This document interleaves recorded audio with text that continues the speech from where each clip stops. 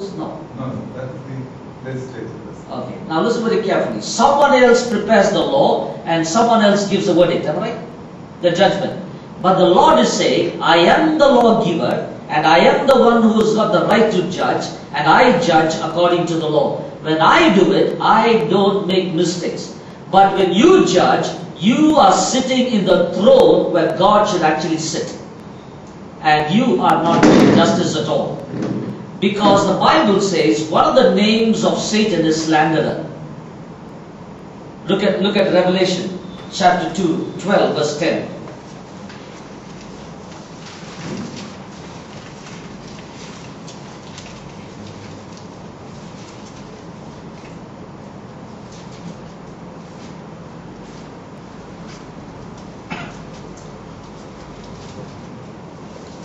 Revelation 12:10. Yeah, anyone?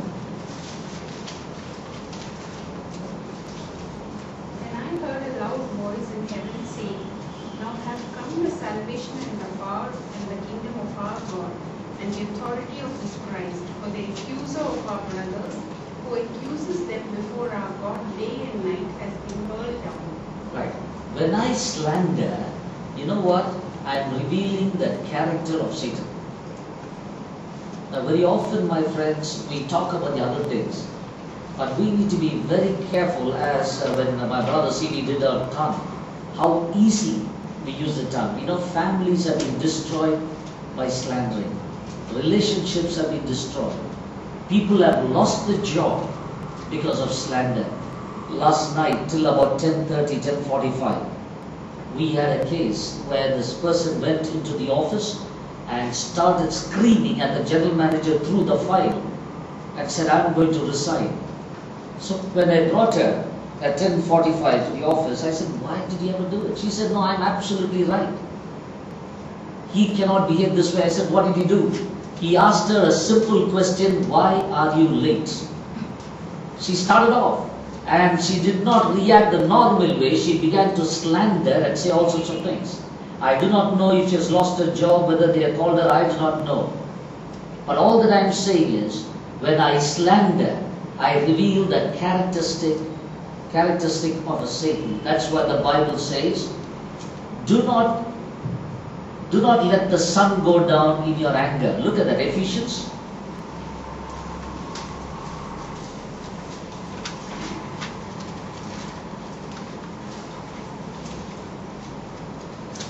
Verse 26 and 27. Someone read? Ephesians chapter 4. 26 and 27. In your anger, do not sin.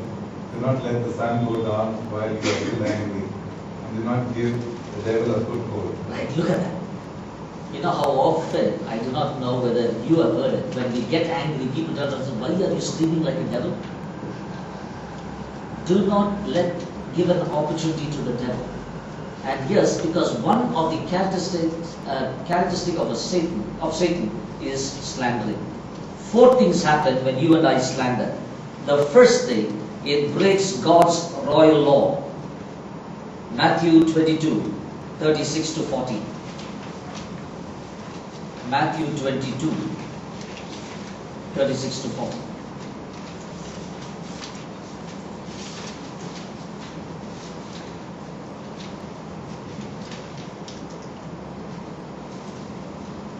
Teacher, which is the great commandment in the law? And he said to him, you shall love the Lord your God with all your heart, and with all your soul, and with all your mind. This is the great and first commandment. And the second one is like it. You shall love your neighbor as yourself. On these 2 commandments depend all the law and the prophets. So when I slander, the first thing, I break the Lord's royal law, because I'm called to love my neighbor. There will be difference of opinion, but let me not rejoice. You see, there is a verse in the Bible, in Proverbs. Do not rejoice in the fall of people, of your enemy. Because when you rejoice, the Lord will turn it and will take it away from him. And the possibility is that you and I will be in that place. Few years back, one of the Christian leaders. They were dismissed. He was dismissed from his position, episcopal role. I was pastoring the church at that time, and when they got the information, we were all very disturbed.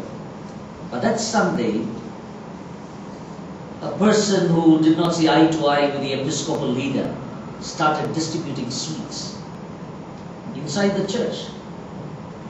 And I called him and said, this is not done. It is against God's word. You don't rejoice in the fall of a brother. No matter what he has done, he has not been faithful. He has done so much of injustice to you. But you don't distribute sweets. And I showed him this verse in the Bible. Don't rejoice in the fall of your brother. May I say this? What has happened to others can happen to you and me. And my friends, let us not talk about it. Let us not boast about it. If at all we talk, let it be out of concern, not to break that individual. Because slandering is not with the intention of building. Slandering is with the intention of breaking and destroying that person. The second thing that happens, it not only breaks God's royal law, it destroys fellowship. Romans 13, 8 to 10.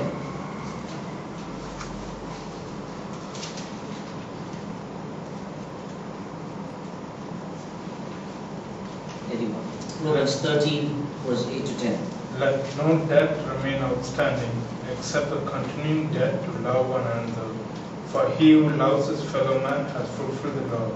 The commandments: do not commit adultery, do not murder, do not steal, do not covet, and whatever other commandment there may be are summed up in this one rule: love your neighbor as yourselves. Right. Love does, Go ahead. love does no harm to its neighbor, therefore love is a fulfillment of the law. Do you remember people leaving your fellowship because people have been talking about them?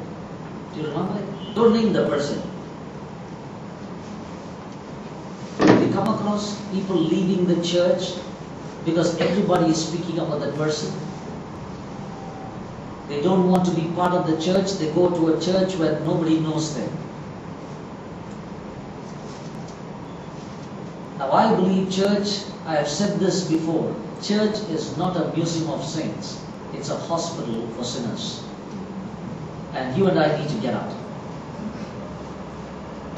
Because when people dress up differently, when people from background, and as I said, we have few of our people who are into drugs. It's a real battle. Sometimes it's a big